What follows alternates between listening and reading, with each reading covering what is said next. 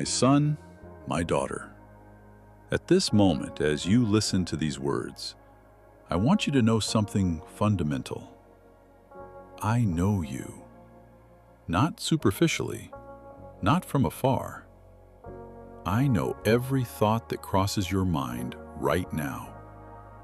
I know that worry you try to hide from others, that anguish that wakes you up at 3 in the morning, that dream you keep deep in your heart, afraid to verbalize it because you fear it will never come true.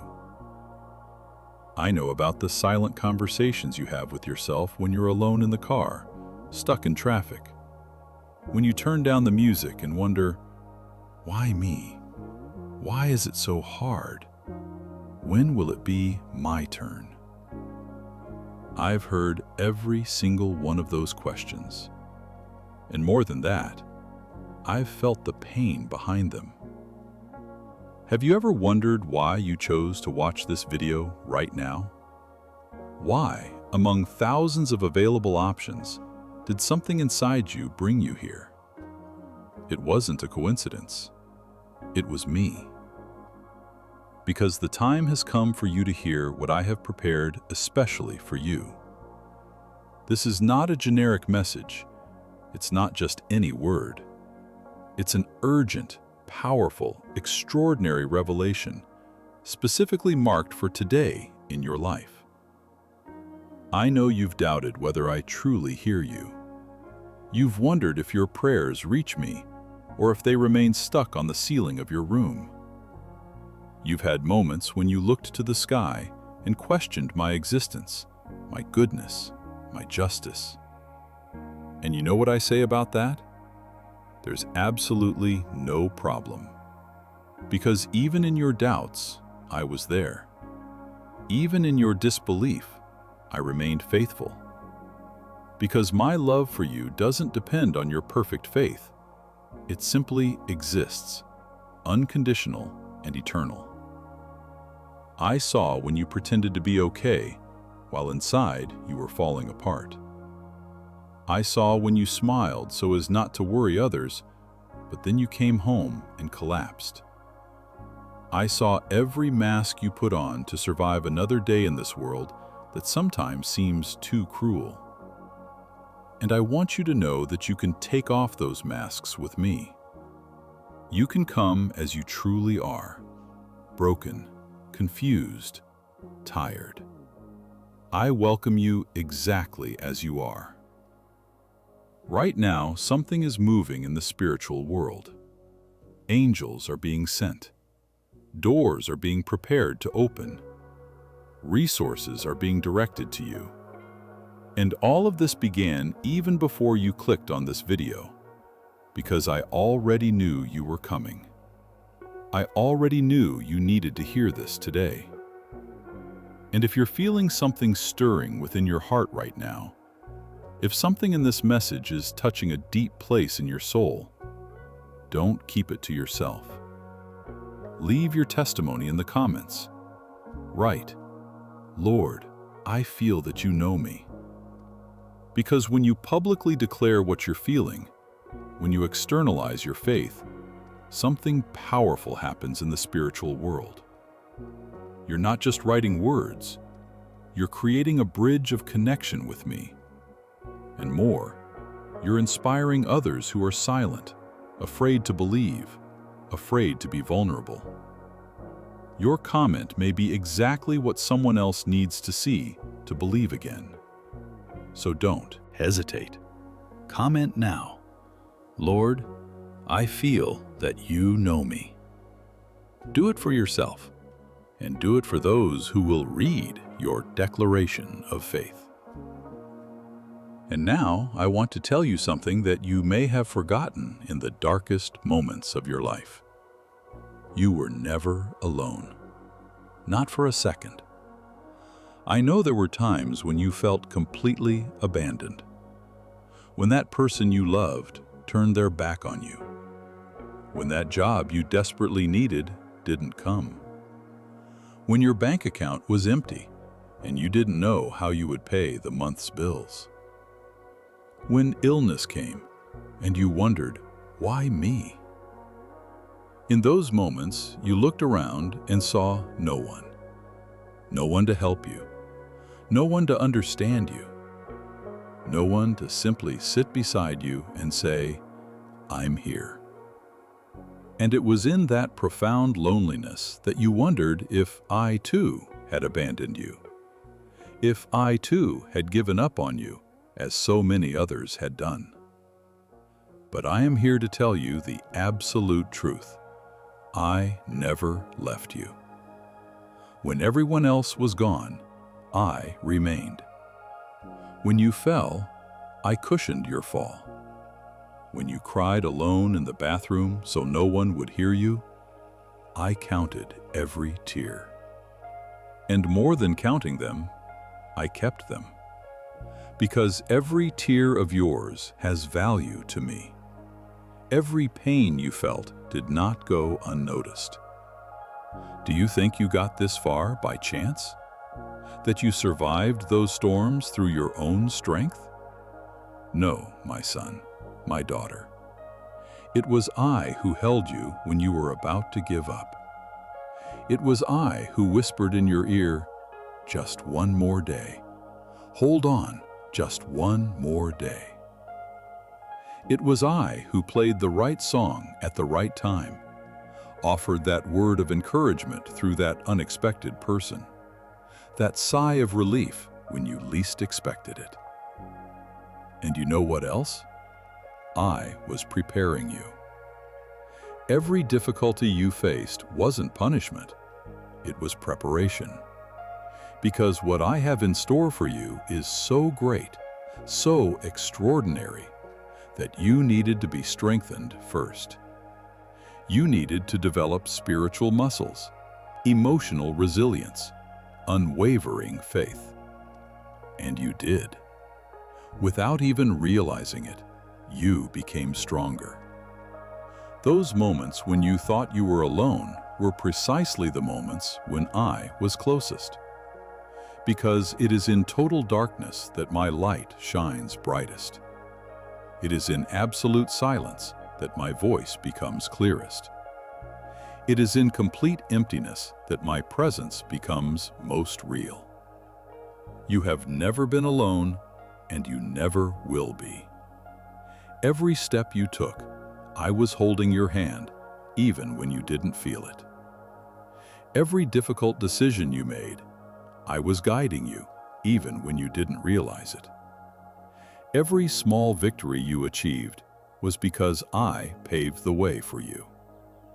And now I will show you that it was all worth it, that all suffering had a purpose, that all pain was shaping something beautiful within you. And now I ask you to share this message with someone who is feeling lonely today, because when you bring hope to another heart, you multiply hope in your own life. You no longer walk alone. I go ahead, preparing the ground. I walk beside you, holding your hand, and I come behind, covering your rear. You are completely surrounded by my love, my protection, my provision. And from today, you will begin to perceive my presence in ways you never perceived before. You will see my hand acting in details that previously went unnoticed. You will feel my embrace in unexpected moments. Because I am here. I have always been. I will always be. And now, pay close attention to what I'm about to tell you, because this will change the direction of your life. Today is the day marked for your transformation. Not tomorrow, not next week, not when you solve all your problems, when you feel worthy, when you think you deserve it. It's today, now, at this very moment. I marked this day on the spiritual calendar even before you were born. I knew that today, at this specific hour, you would be here listening to these words. And I have prepared something extraordinary for you. A supernatural turnaround. A complete reversal of situations that seemed impossible to change. Do you know that debt that's suffocating you? The one you look at on paper and see no humanly possible way to pay it off? It will be resolved. Not because you'll work longer hours or make more sacrifices, but because I will open doors you didn't even know existed. Money will come from unexpected sources. Refunds you'd forgotten about. Opportunities that seem to have passed will come knocking at your door again. And it's not just about money. It's about that fragile health. That chronic pain that doctors can't diagnose. That disease that was given a name and seemed like a death sentence. I am the God who heals, and my medicine has no side effects, no contraindications, no limits. I can do in a second what medicine would take years to try. It's about that relationship that's destroyed, that marriage that seems irreversible, those children who have drifted away, that friendship that was broken by misunderstanding. I can restore what has been broken. I can rebuild bridges that seemed permanently burned. I can soften hearts that have turned to stone. It's about that professional opportunity you've been waiting for, that promotion that always went to someone else, that business you dreamed of opening but never had the resources for, that talent you buried because nobody believed in you. I'm going to unearth it. I'm going to validate it. I'm going to create space for you to shine. But for all of this to manifest in your life, so that you don't miss any direction, any revelation, any prophetic word that I have to give you, I need you to remain connected. Because this word I'm giving you today is just the beginning. I have much more to tell you, much more encouragement, much more specific instructions for your current moment. So leave a like on this video as an act of agreement with what I'm saying, and subscribe to this channel because I will continue to guide you through these messages. What begins today cannot be undone. This is a milestone, a dividing line between what was and what will be. You are about to enter a new season of your life, a season of harvest, of manifestation, of miracles you never imagined possible. A season where the impossible becomes routine, where the supernatural becomes natural, where the extraordinary becomes your new normal. And I'm not talking about some distant future. I'm not making vague promises that may or may not come true. I'm decreeing something that is already in motion now. It has already begun. At this very second, as you listen to these words, things are changing in the spiritual world, and soon you will see these changes manifesting in the natural world. Your story is being rewritten today. Your destiny is being redirected now. Your future is being recalibrated at this moment. And all you need to do is believe, is to receive, is to declare. I have already done my part. Now you need to do yours. Believe that I am capable. Receive what I am releasing. Declare that you agree with my plans for you, and remain connected to continue receiving all that I still have to give you. I know you carried burdens too heavy for your shoulders. I saw you wake up before sunrise with the weight of worry on your chest. When you tried to keep a smile on your face while inside you were crumbling. When you needed to be strong for your children, for your spouse, for your parents, but there was no one strong enough for you. I saw the financial difficulties that robbed you of sleep. Those endless nights calculating and recalculating bills, trying to find a way to make the little you had stretch to the end of the month. I saw when you had to choose between paying the electricity bill or buying medicine, between putting food on the table or paying the car loan you need for work, between maintaining your dignity or asking for help, and feeling the shame burning in your face. I saw when you opened the empty refrigerator and quickly closed it, afraid your children would see. When you lied, saying you weren't hungry so they could eat. When you wore the same clothes repeatedly because you didn't have money to buy another pair, but made up excuses saying they were your favorites. When you looked away from shop windows so you wouldn't feel the pain of not being able to buy anything. I saw the silent despair of the early mornings, when you stared at the dark ceiling and wondered, Lord, how long will this continue? When you mentally calculated and couldn't see any way out. When the word impossible became more and more real in your mind. When you thought about giving up, but didn't even know how to do it. I saw you holding the phone with a trembling hand before calling to ask for a loan. I saw the humiliation when you had to negotiate deadlines with lenders who treated you as if you were irresponsible, as if you had chosen to be in that situation. I saw when you had to hear no from people you had helped in the past. I saw the loneliness of realizing that no one truly understood the gravity of what you were going through. And I saw something more. I saw your loyalty amidst the chaos. You didn't steal even when the opportunity was there. You didn't lie even when a lie could have temporarily saved you. You didn't betray your principles even when it seemed your principles had betrayed you. And that didn't go unnoticed by me. Every time you had the chance to take a dishonest shortcut and chose the harder but right path, I noted it. Every time you helped someone, even when you had nothing, I recorded it. Every time you tithed, even when it seemed crazy to give the little you had, I multiplied it in places you haven't yet seen.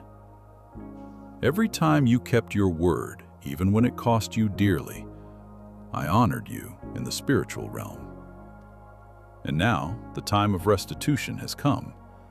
The time when I return, multiplied, everything that was stolen from you. The years the locust ate, I will restore. The opportunities that passed, I will bring back in even better versions. The time that seemed lost will prove to be an investment in your future. The suffering that seemed meaningless will reveal its purpose. You planted in sorrow, you will reap in joy. You sowed with tears, you will reap with songs. You invested when you had nothing, you will receive when you least expected. Because I am a God of justice. I am a God of restitution. I am a God who sees the invisible and rewards the secret. And your time has come to receive all that I have prepared for you. But it wasn't just financial battles, was it? There were battles that no one saw because they were happening inside you. Battles against the depression that made you want to stay in bed all day. Against the anxiety that made you feel like you were going crazy. Against the fear that paralyzed your dreams before you even tried. I know about the panic attacks that would come out of nowhere.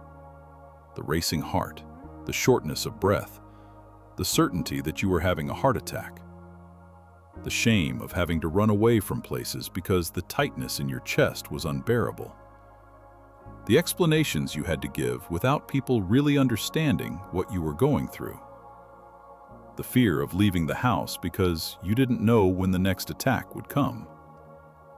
I know the loneliness you felt even when surrounded by people. That feeling of watching your own life from the outside, as if you were a spectator and not the protagonist. Of looking around and seeing everyone happy while you could barely find reasons to go on. Of smiling in photos while inside you were screaming for help. I know the dark thoughts that invaded your mind. The ones you never told anyone because you were afraid of being judged, of being called weak, of being crazy. Those moments when you thought it would be easier to simply not be here anymore. And I know the monumental effort you made to resist those thoughts, to choose to stay, to choose to fight for one more day. I saw when you locked the bathroom door and collapsed on the floor, struggling to breathe. When you turned the shower on full blast to drown out the sound of your crying.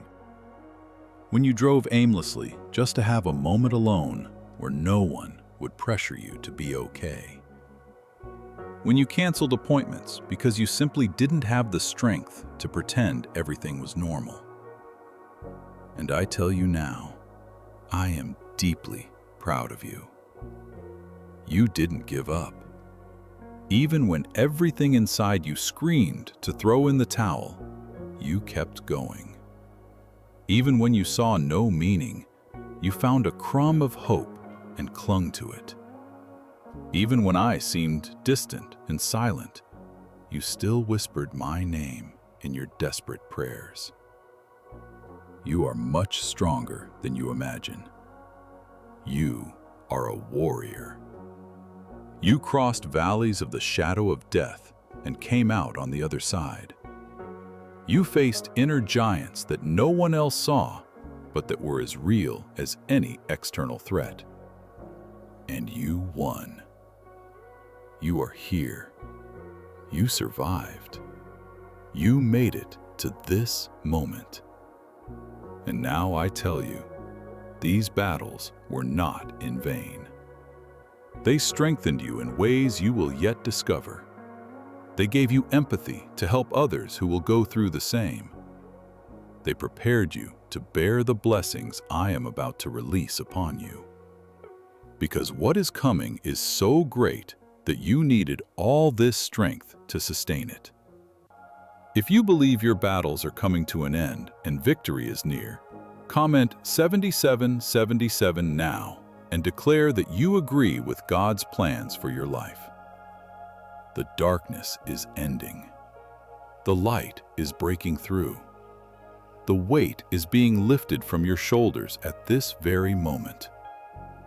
The peace you've sought so long is arriving. The genuine joy you thought you'd never feel again is being restored. And you will look back soon and say it was worth resisting. It was worth not giving up. It was worth believing that God had something better in store for me. Your invisible battles are ending today.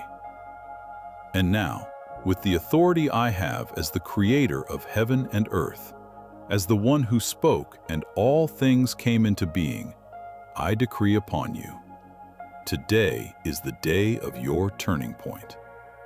The chains that bound you to the past are being broken at this very moment.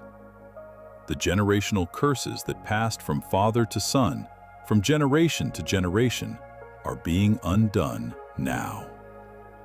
The negative cycles that repeated themselves in your life are being definitively interrupted.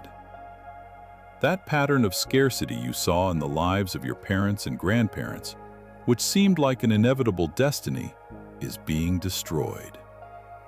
That history of chronic illnesses in your family, that legacy of diabetes, high blood pressure, and cancer is being erased from your life and your descendants. Those failed relationships that seemed like fate are being reversed. You are not condemned to repeat the mistakes and pains of your lineage. I am making you a generational turning point.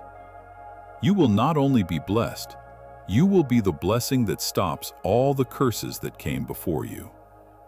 Your children and grandchildren will look back and say, "It was in that generation that everything changed. It was when so-and-so truly found God that our family was never the same again." The doors that have been closed for years, for decades, are now being opened. That job opening that always went to someone else, that promotion that never came, that business opportunity that always slipped through your fingers. Now, it's your turn. I'm reversing the order. The last will be the first. The overlooked will be the chosen. The forgotten will be the remembered. The rejected will be the sought after. And more than that, I will give you not only what you need, but what you haven't even dared to ask for. Because my plans for you are greater than your capacity to imagine. Your limited mind thinks small, but I think big. You ask for a door, I open a gate. You ask for bread, I give a banquet. You ask for survival, I give abundance. You ask for relief, I give complete restoration. Debts that seemed unpayable will be settled. Diagnoses that seemed definitive will be reversed. Relationships that seemed irreparable will be restored. Opportunities that seemed lost will return in even better ways. Because nothing is impossible for me. Nothing is beyond my reach. Nothing is too late when I decide to act. Share this message now with someone who needs a change of pace, because when you spread hope, you multiply your own victory. And as you share, as you become an instrument of blessing in the lives of others, I am moving heaven and earth in your favor. I am sending angels to open paths. I am touching the hearts of people who will help you. I am preparing resources that will come from unexpected directions. I am orchestrating divine encounters that will change your trajectory. I am aligning circumstances in your favor. You will no longer need to force doors. You will no longer need to beg for opportunities.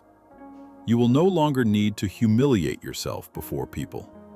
Because I am exalting you. I am promoting you. I am positioning you. And when I promote, no one demotes. When I exalt, no one humiliates. When I open, no one closes. This turning point begins today, and there's no going back. It's permanent. It's definitive. It's supernatural. And you will witness with your own eyes the power of a God who never fails, who never lies, who never gives up on his children. Your story is being rewritten now. Your destiny is being redirected at this moment. And everything that seemed impossible is becoming reality before your eyes. I decree financial abundance upon you. Resources will flow like a river toward you. Money will come from sources you never expected. Refunds you had forgotten about. Unexpected opportunities that will arise out of nowhere. Doors that I myself will open and that no man can close. Your debts will be paid. Those bills that are suffocating you, those payment slips that keep you awake at night, those financial commitments that seem impossible to honor. I will take care of it. Not in the way you imagine, not through the paths you planned, but in my way. And my way is always better, always faster, always more complete. I am not a God of scarcity. I did not create you to live counting pennies, to live on the edge, to live in fear of lacking. That is the lie the enemy planted in your mind to keep you small, limited, imprisoned. I am a God of plenty, a God of abundance, a God who makes things overflow. Remember the miracle of the loaves and fishes? I didn't just give enough to satisfy the multitude's hunger. 12 baskets were left over. I always make sure there's more than enough. Because my desire is not just that you survive, but that you prosper. That you have not only for yourself, but to help others. That you be a channel of blessing, not just a receiver. And I tell you, what is coming to you now is not crumbs. It is not leftovers. It is not charity. It is a son's inheritance. It is an heir's portion. It is the abundance of someone I love deeply and whom I have decided to bless greatly. You will no longer live asking. You will live giving. You will no longer live in debt. You will live lending. You will no longer live depending. You will live providing. That business you thought about starting but didn't have the capital for, I will provide it. That training you needed but didn't have the resources for, I will pave the way. That dream home that seemed impossible, I will make it a reality. Because nothing I promise goes unfulfilled. Nothing I decree returns empty. Leave a like now to show your agreement with this message and subscribe to continue receiving prophetic decrees about your life. And don't think this will take years. It won't. When I decide to act, things happen quickly, suddenly, out of nowhere. You'll wake up one day and what seemed impossible yesterday will be resolved today. That opportunity you've been chasing for years will appear without you even looking for it. That money you needed will come from a source you never imagined. I will surprise you. I will surprise you with speed. I will surprise you with abundance. I will surprise you with the creativity of my solutions. Because I am not limited by the world's economy. I am not a hostage to financial crises. I am not dependent on external situations. I am the owner of gold and silver. I am the one who makes manna rain down from heaven when there is no provision on earth. And all that I am decreeing over you is already in motion. It has already begun. At this very moment, resources are being directed to you. People are being touched to bless you. Opportunities are being prepared to cross your path. Your financial life will never be the same from today onward. Receive, believe, declare, and prepare to witness the impossible becoming reality in your bank account. I will open doors that no man can close. Divine connections will happen. You will meet the right people at the right time for the right purposes. Opportunities for work, business, and growth will appear where before there was only emptiness. And when these doors open, you will know that it was I who opened them, because no human logic can explain it. That job interview that seemed impossible, you'll get it. That contract that depended on complicated approvals, it will be approved. That investor you needed for your project, they will appear. That strategic partnership that would make all the difference, it will materialize. And in each of these situations, you'll look back and say, it could only have been God, because I didn't have the perfect qualifications, but I was chosen. Because the competitors were more experienced, but I was selected. Because the probability was minimal, but it happened to me. I will place you in rooms you never imagined entering. I will introduce you to influential people who would normally be beyond your reach. I will grant you favors with authorities, decision makers, and opinion leaders. And this favor will not be because you manipulated, flattered, or used human trickery. It will be because I touched the hearts of these people to bless you. There will be times when you're in a meeting, in a negotiation, in a conversation, and the right words will come out of your mouth without you even planning it. You'll be surprised by your own eloquence, your own wisdom, your own persuasive ability. And then you'll understand it wasn't me who spoke, it was God speaking through me. It was the Holy Spirit giving me the exact words at the exact time. Opportunities that passed you by in the past will return renewed. That chance you missed 5 years ago? It will come back in an even better version. That project that was canceled? It will be resumed with you at the center. That promotion that went to someone else? An even greater position will open up specifically for you. Because I don't waste anything. I transform even losses into greater gains.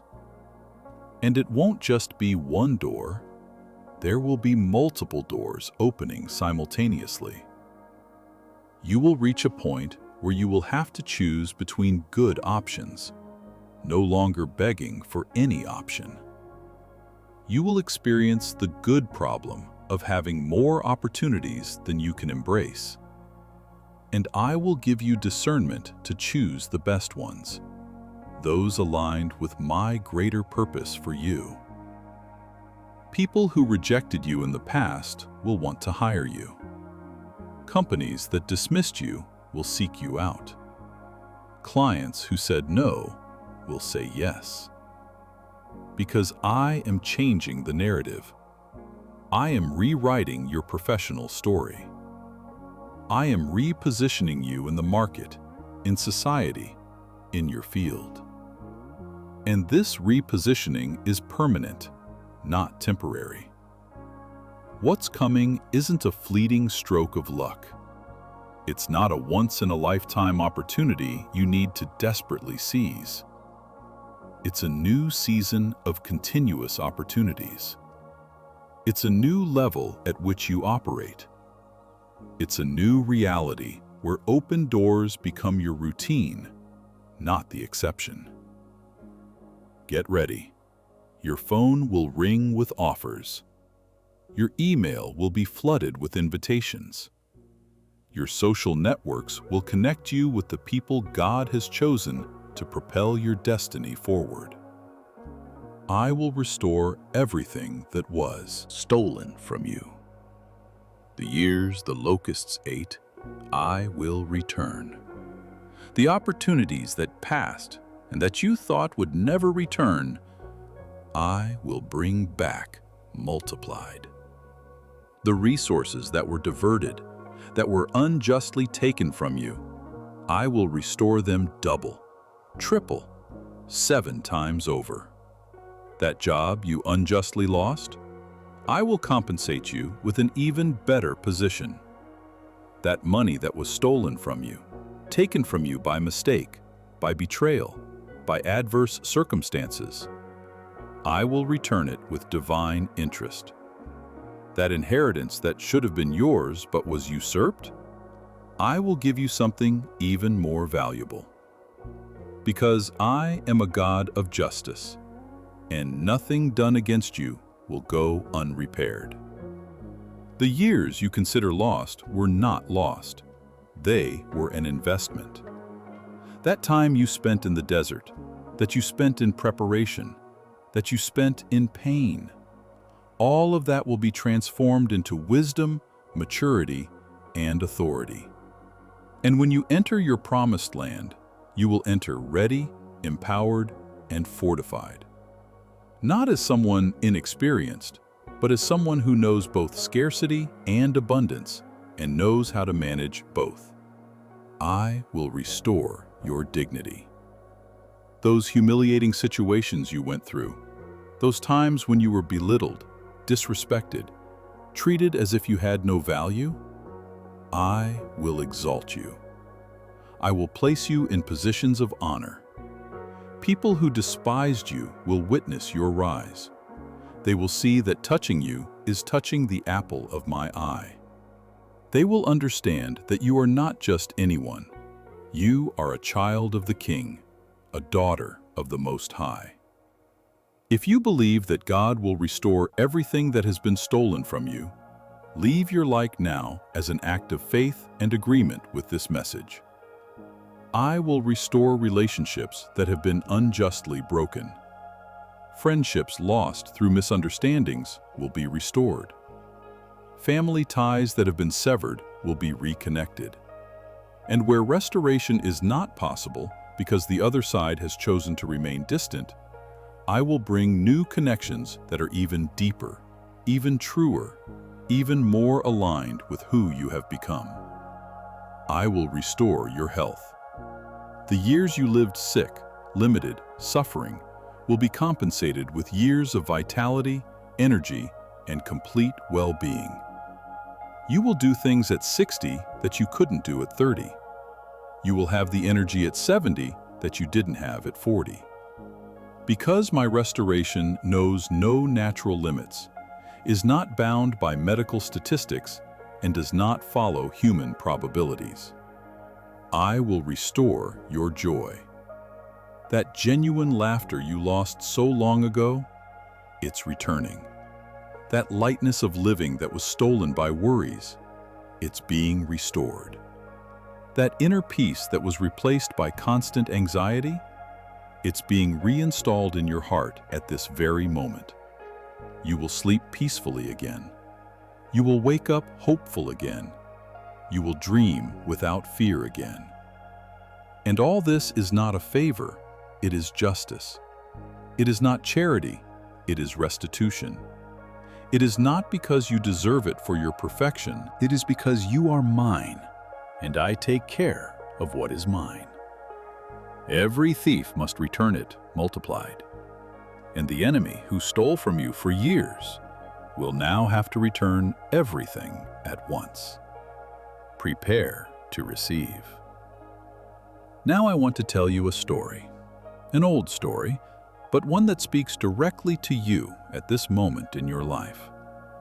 It's the story of a man who was going down from Jerusalem to Jericho, a dangerous road known for robberies, violence, and peril. And on that road, this man was attacked, beaten, robbed, stripped, and left half dead by the roadside. Imagine the scene.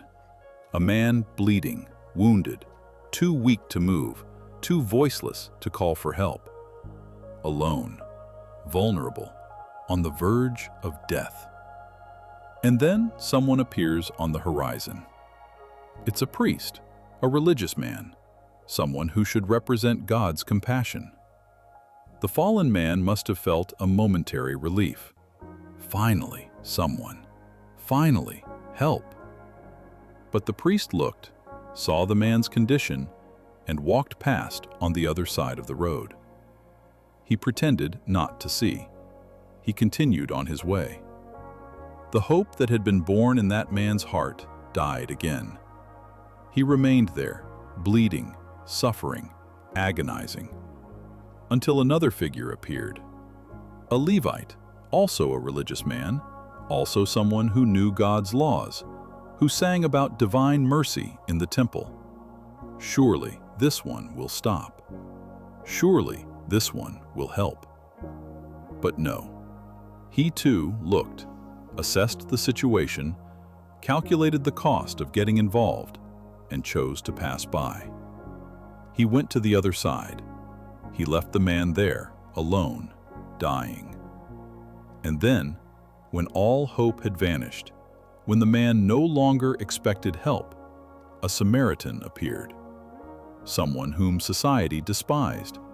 Someone whom the religious considered impure, inferior, unworthy. And do you know what this Samaritan did? He stopped. He didn't just look, he approached. He didn't calculate the cost, he felt compassion. And this compassion was not just a passing feeling. It was a compassion that took action.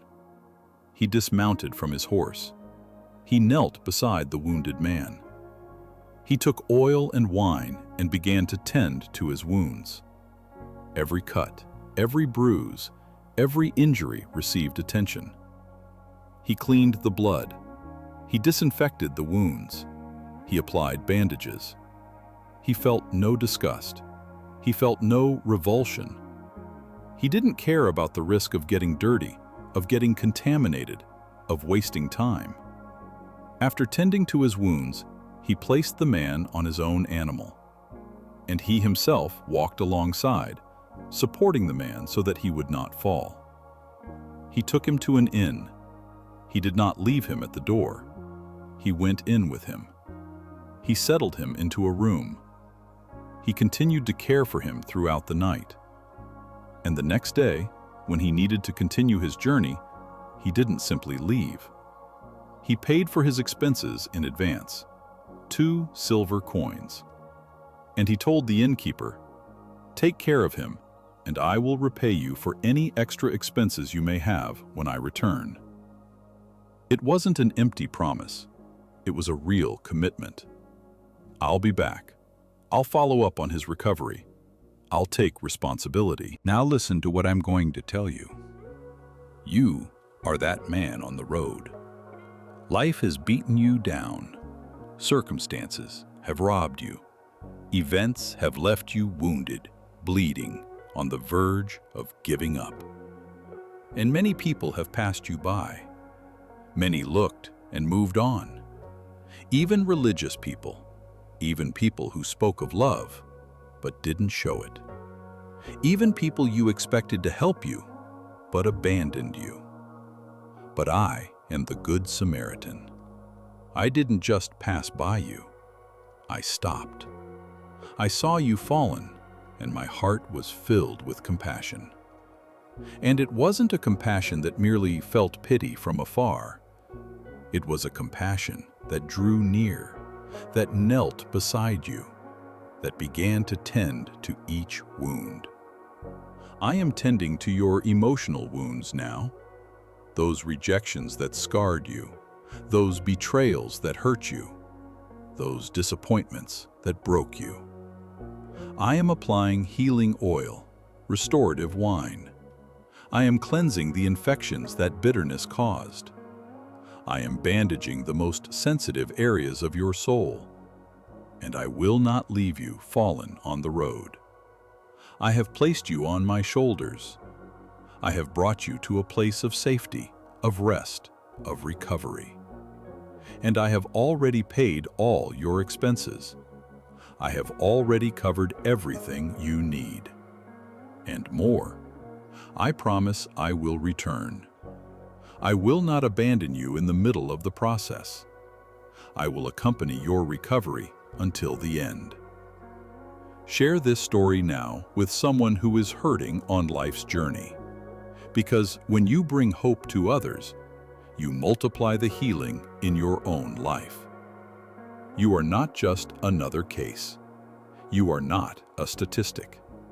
You are the one for whom I stopped, the one in whom I invested, the one for whom I paid the price. And I will complete the work I began in you. Your wounds will heal. Your strength will return. And you will walk again, but this time knowing that you will never be alone again, because I, the Good Samaritan, am always with you. The compassion of that Samaritan not only saved the wounded man's life, it transformed 2 lives. Because when you act with genuine compassion, when you stop to care for someone who has fallen, you don't just bless that person, you open the floodgates of blessings upon your own life. Compassion is a powerful instrument in the hands of those who use it. It is not weakness. It is not naivete.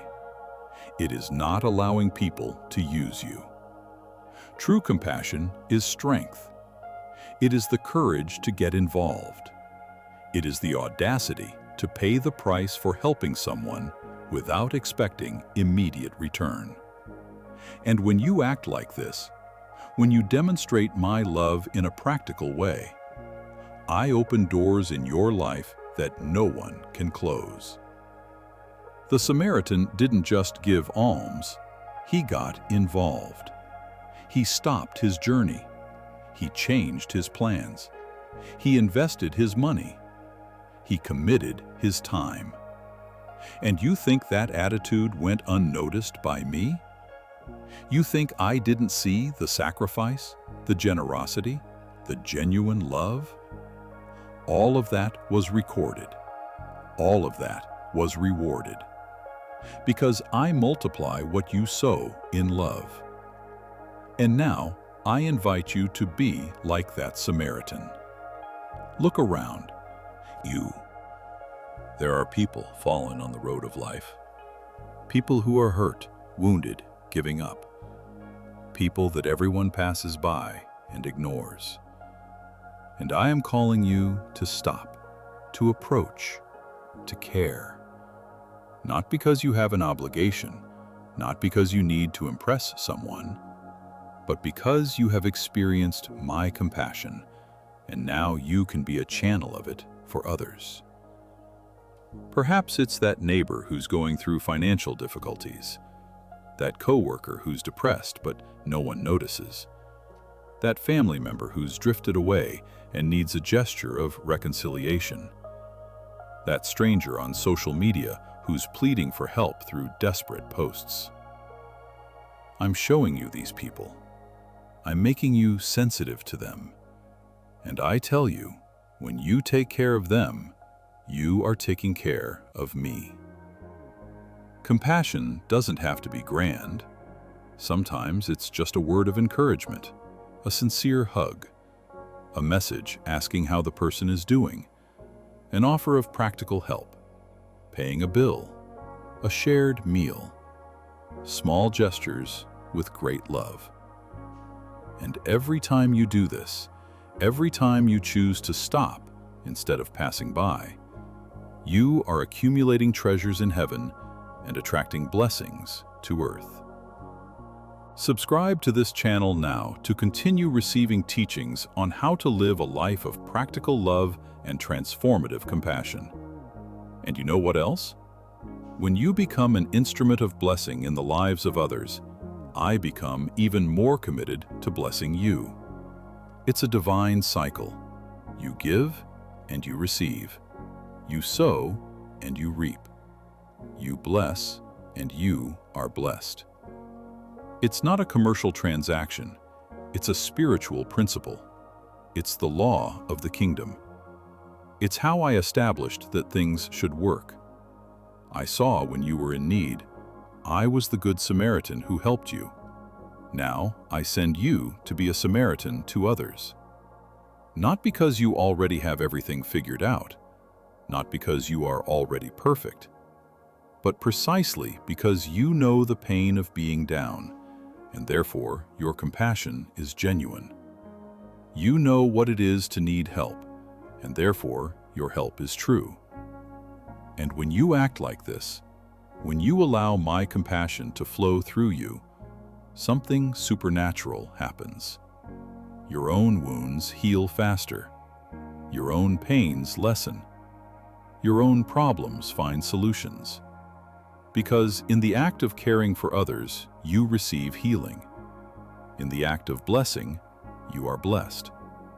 In the act of giving, you receive multiplied. Be the Samaritan. Be the instrument. Be the blessing.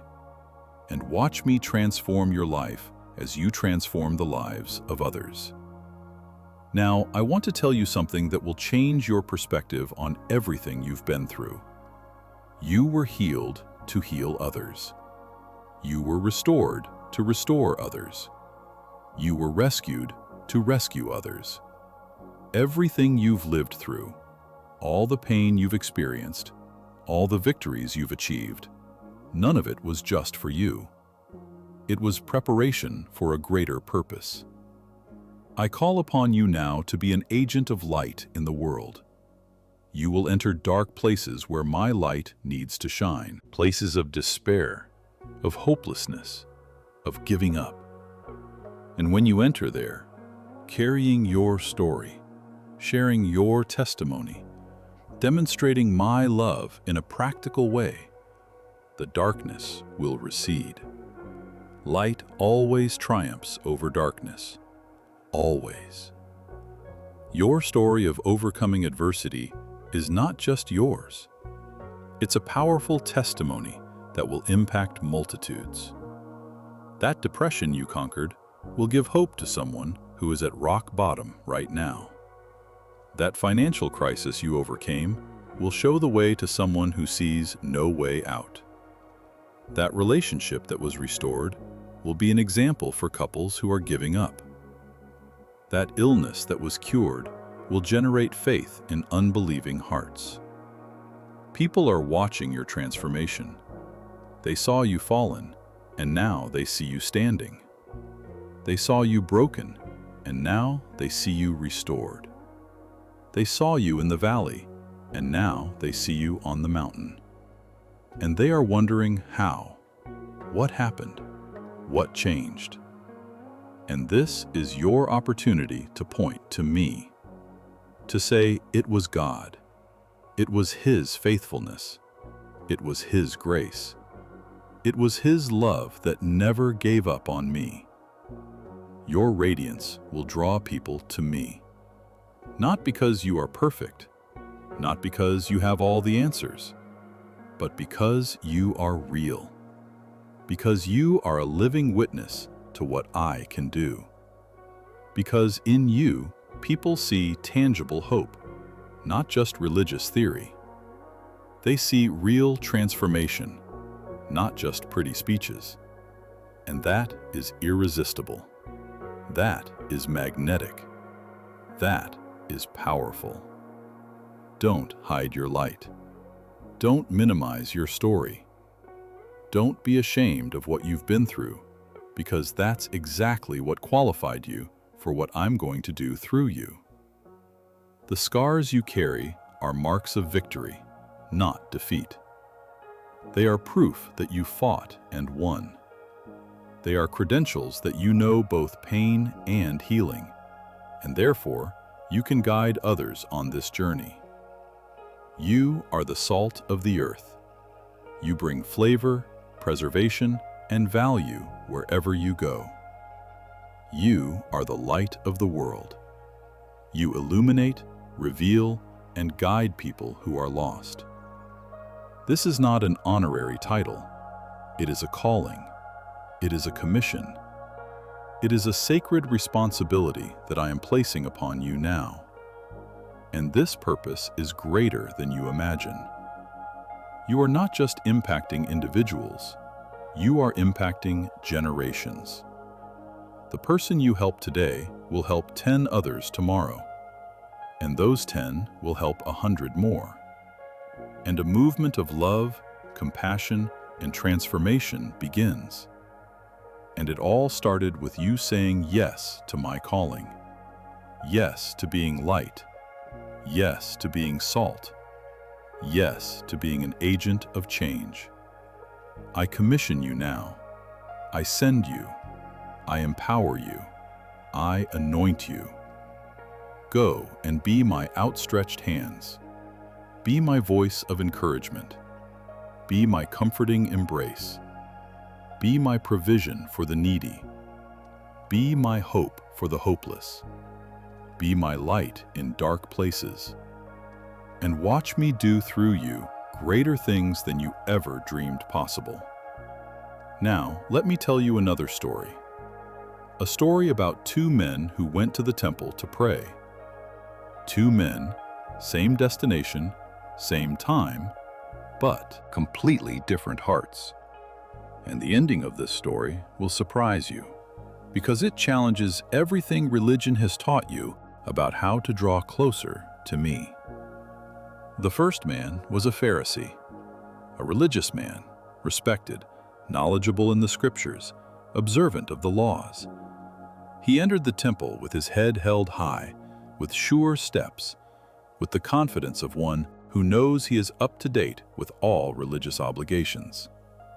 He stood in a very visible place, where everyone could see his devotion, his spirituality, his moral superiority. And then he began to pray. But it wasn't really a prayer. It was more of a report of accomplishments, a list of merits presented to me as if it were a resume for a place in heaven. He said, "God, I thank you because I am not like other men. I am not a thief. I am not unjust. I am not an adulterer.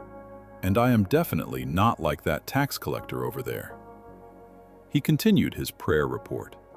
"I fast twice a week. I tithe on everything I earn. I keep all the rules. I follow all the rituals. I do everything right.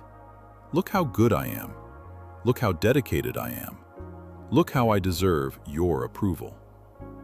His prayer was full of I. There was no room for acknowledging failings, for brokenness, for genuine dependence on me.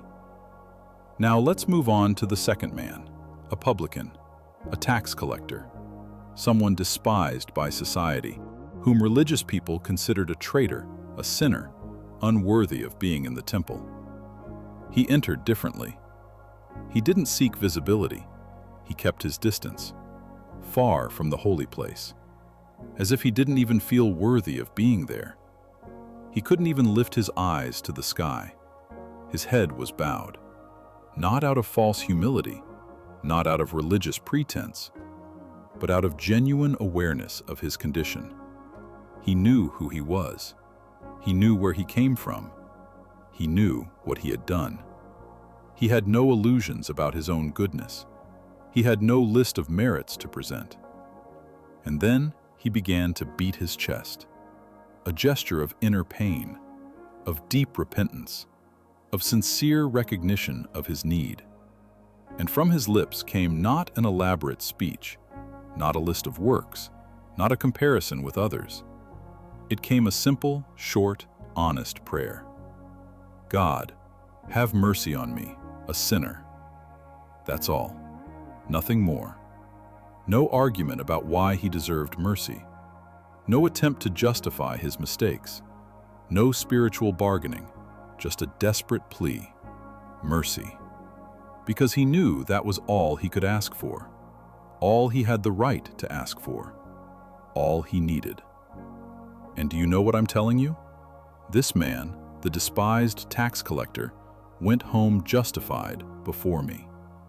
Not the Pharisee, not the religious person, not the rule follower, not the one with a list of good works, but the one who came with a broken heart, with a humble spirit, with a genuine recognition of his need for grace. Because I don't want your religious performances. I don't need your lists of spiritual accomplishments. I'm not impressed by your ability to appear holy before others. What I want is your heart, your true heart, not the edited version you present on social media, not the facade you maintain in church, but your real heart, with all its imperfections, with all its struggles, with all its flaws. If you recognize that you need God's mercy, comment now, Lord, have mercy on me. This simple prayer opens the gates of heaven. I resist the proud, those who think they don't need me because they are already good enough. Those who come before me with a demanding attitude, as if I owed them something for their good deeds. Those who use their religiosity as a shield to hide an empty heart. But I give grace to the humble, to those who come like children, to those who recognize their total dependence on me. You don't need to be perfect to approach me. You don't need to have your whole life figured out. You don't need to hide your flaws, disguise your sins, pretend everything is all right. Come as you are, with your mistakes, your falls, your shame. Come as the tax collector came, at a distance if necessary, with your head bowed if needed. But come with a sincere heart. And I promise you, when you come like this, humble, broken, acknowledging your need, I justify you. I accept you. I embrace you. Not because you deserved it, not because you earned it, but because my grace is sufficient. My mercy is abundant. My love is unconditional. True humility opens doors that religiosity will never be able to open. Now I will reveal to you one of the most powerful principles of my kingdom, a principle that the world does not understand, that human logic rejects, but that works infallibly in the spiritual realm. Whoever exalts himself will be humbled, but whoever humbles himself will be exalted. This is not just a pretty phrase. It is a spiritual law. It is a divine decree. It is the way I have established that things work in my kingdom. The world teaches you the opposite. The world says to self-promote, highlight your achievements, show that you are better than others, climb by stepping on whoever is necessary, never show weakness, never admit mistakes, never lower yourself because that is a sign of failure. The world exalts the proud, the noisy, those who constantly promote themselves, those who shout about their accomplishments. But my kingdom operates on a different frequency. I exalt the humble. I lift up those who bow down. I promote those who do not self-promote. I give a stage to those who serve behind the scenes. I shine a spotlight on those who worked in the dark. I give a voice to those who remained silent.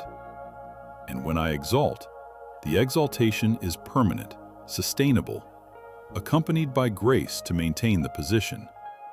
Not like the exaltation of the world, which is fleeting, unstable, dependent on constant performances. Look at Joseph. He was sold into slavery by his own brothers, humiliated, despised, thrown into a cistern, taken to a foreign land, working as a servant in Potiphar's house. And when things finally started to improve, he was falsely accused, unjustly imprisoned, forgotten in prison for years. He had every reason to become bitter, proud, vengeful, but he chose humility. He served with excellence even as a slave. He maintained integrity even as a prisoner. And what did I do? I exalted him. I took him out of prison in a day and placed him second in command of Egypt. The exaltation I gave him was so great that even his brothers didn't recognize him when they saw him on the throne. Look at David, a simple shepherd boy, the youngest in the family, so insignificant that when the prophet went to his house to anoint the next king, his own father didn't even remember to call him. He was in the field, tending the sheep, doing the humble work that nobody wanted to do. But he did it with excellence, with dedication, without complaining about his position. And I saw that humble heart and chose him to be king. Not the oldest, not the strongest, not the most qualified in human eyes, but the most humble, the one whose heart was after my own heart. Look at Mary, a simple young woman from Nazareth. Nothing special in the eyes of the world, no social status, no wealth, no influence. But when the angel appeared with the most extraordinary news in the history of humanity, she responded with perfect humility. Behold, the handmaid of the Lord, let it be done to me according to your word. She didn't demand explanations. She didn't negotiate terms. She didn't exalt herself for being chosen. You simply humbled yourself in total acceptance of my will, and I exalted her. I made her the mother of the Savior. I immortalized her name. Generations call her blessed, not because she promoted herself, but because she humbled herself.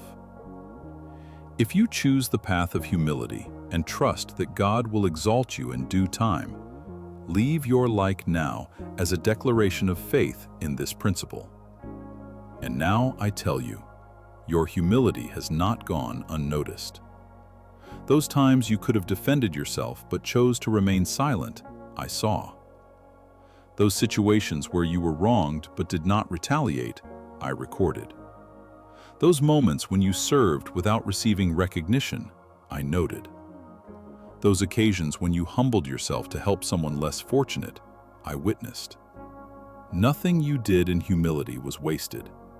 Everything is being accounted for, and exaltation is coming.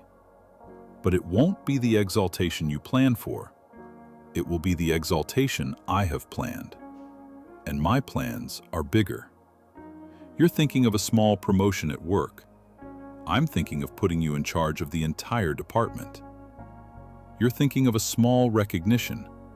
I'm thinking of giving you a national platform. You're thinking of paying your bills. I'm thinking of having you fund kingdom projects. You're thinking small because your humility limits your expectations. But I think big because my glory knows no bounds. And when I exalt you, everyone will know it was me. There will be no doubt. There will be no way to attribute it to luck, human connections, or your cleverness. It will be so obviously supernatural that even unbelievers will have to recognize my hand upon you. And that will bring even more glory to me, which is the ultimate purpose of all true exaltation. But while exaltation hasn't yet arrived visibly, remain humble. Continue serving well, even when no one sees. Continue doing the right thing, even when there's no immediate recognition. Continue honoring people, even when they don't honor you. Continue working with excellence, even in positions that seem below your potential. Because each day of humility is a step towards exaltation being built. Each act of discreet service is a piece of the throne being assembled. Each moment of humble silence is a larger microphone being prepared. And when the day comes, and it will come, you will ascend. Not through self-promotion, not through manipulation, not through politics, but by my hand. And when I place you up there, you will be ready, because humility has prepared you. It has taught you dependence on me. It has shown you that it is not by your own strength, but by my Spirit. It has enabled you to carry authority without arrogance, power without presumption, influence without pride. The exaltation that comes from me does not destroy you. It does not inflate your ego. It does not make you forget where you came from, because it was forged in humility. It was built in the valley. It was prepared behind the scenes. And that is why it is sustainable, lasting, and multiplying. You are being exalted now. The process has already begun. And when it is complete, the world will see and marvel not at you, but at me working through you. Now, let me tell you something that will completely change the way you relate to me. You don't need to be perfect to be accepted. You don't need to have your whole life figured out to get close to me. You don't need to hide your flaws, disguise your mistakes, pretend everything is okay. I accept you as you are, now, at this very moment, with all your imperfections, with all your flaws, with all your struggles. I don't love you for what you do. I love you for who you are. You are my son. You are my daughter. And that identity doesn't change based on your performance. It doesn't increase when you succeed. It doesn't decrease when you fail. It's constant. It's permanent. It's unconditional. You don't need to earn my love. You don't need to deserve my acceptance. You don't need to prove your worth. You already have all of that simply by being mine. Religion has taught you that you need to do more, be more, try harder to be accepted by me. It has put you on a hamster wheel where you run, run, run, but never arrive. You are never good enough. You never pray enough. You never fast enough. You never read the Bible enough. You never serve enough.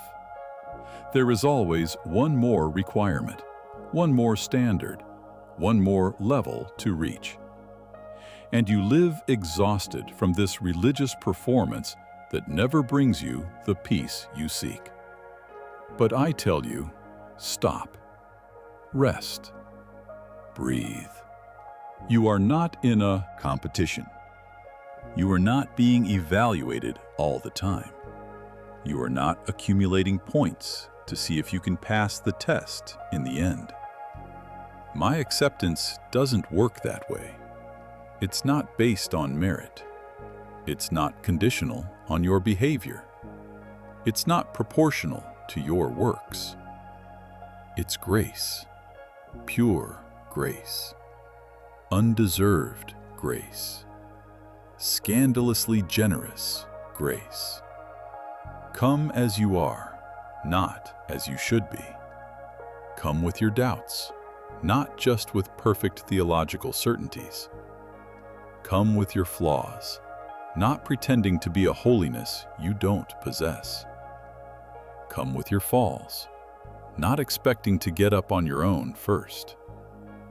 Come with your mess, not after you've organized everything. Come with your weariness, not after you've pushed yourself a little harder. Come now, as you are, where you are, just as you are. I see beyond your flaws. I see your heart. And when I look at you, do you know what I see? I see potential. I see purpose. I see promise. I see someone I love deeply, regardless of how many times you've stumbled, how many promises you've broken, how many times you've given up and come back. I see my son coming home, my daughter returning to my arms, and my heart fills with joy, not judgment. Remember the story of the prodigal son? He took his inheritance, squandered it all in dissolute living, ended up eating with the pigs, and lost everything. And when he decided to return home, he prepared a speech. "Father, I have sinned against heaven and against you. I am no longer worthy to be called your son. Treat me like one of your hired servants." He was ready to negotiate a lesser position, to accept being demoted, to live as a servant, because he felt he had lost the right to be a son. But do you know what happened? The father saw him from afar and ran. He didn't wait for his son to arrive. He didn't sit idly by, waiting for a speech of complete repentance. He didn't make him prove he had changed. He ran. And when he got close, he didn't scold him. You didn't list the mistakes. He didn't demand detailed explanations. He hugged him. He kissed him. And he ordered, "Quickly bring the best robe and put it on him. Put a ring on his finger and sandals on his feet. Kill the fattened calf. Let's celebrate." New clothes to cover the dirt of the journey. A ring to restore the son's authority. Sandals, because a son doesn't walk barefoot like a slave. A celebration, because what was lost has been found. What was dead has come back to life. The son didn't even finish the speech he had rehearsed. The father's acceptance interrupted the presentation of merits. Because love doesn't need arguments. Acceptance doesn't require qualifications. A son's identity doesn't depend on performance. That father is me, and that son is you. No matter how far you've gone, no matter how much you've wasted, no matter what kind of pigsty you ended up in, when you decide to come back, I run. I don't wait for you to deserve it. I don't wait for you to clean up first. I don't wait for you to prove you've changed. I run to meet you. I embrace you, dirt and all. I restore you to the position of son immediately. And when religious people, like the older brother in the parable, complain that you don't deserve it, that you should go through a probationary period, that you should prove your repentance through works, I silence them. Because they don't understand grace. They live in a merit system. They think that closeness to me is earned through good behavior. But it isn't. It is received through faith. It is accessed through humility. It is maintained by grace. You are already accepted. You won't be accepted when you improve. You won't be accepted if you manage to stop that sin. You won't be accepted after you achieve that victory. You already are. Now, today, at this moment, I have already accepted you. I have already loved you. I have already called you son, daughter. I have already prepared a place for you. I already have plans for you. I already see you sitting at the table with me. I already consider you part of the family. I have already given you a name, an identity, an inheritance, and that won't change. On your good days, I love you. On your bad days, I love you. When you succeed, I love you. When you fail, I love you. When you are strong in faith, I love you. When you are weak and doubting, I love you. My love isn't a thermometer that goes up and down according to your performance. It's constant. It's firm. It's unwavering. It's unconditional. So stop trying to earn what you already have. Stop trying to deserve what is given freely. Stop trying to prove your worth to someone who already considers you precious. Stop living in the anxiety of religious performance. Rest in the certainty of divine acceptance. You are loved. You are accepted. You are mine. And nothing, absolutely nothing, can change that. Not your flaws, not your mistakes, not your past, not your secret sins, not your constant struggles. Nothing separates you from my love. Nothing disqualifies you from my acceptance. Nothing removes you from the position of son, of daughter. Because this position was not earned by you, so it cannot be lost by you. It was given by me. And what I give, I sustain. What I begin, I complete. What I accept, I keep accepted. Take a deep breath now and receive this truth. Let it penetrate the deepest layers of your soul. Let it heal the wounds of religious rejection. Let it free you from the prison of performance. Let it bring the rest you have sought but never found in religion. You are accepted, unconditionally, permanently, completely. And this is the truth that sets you free.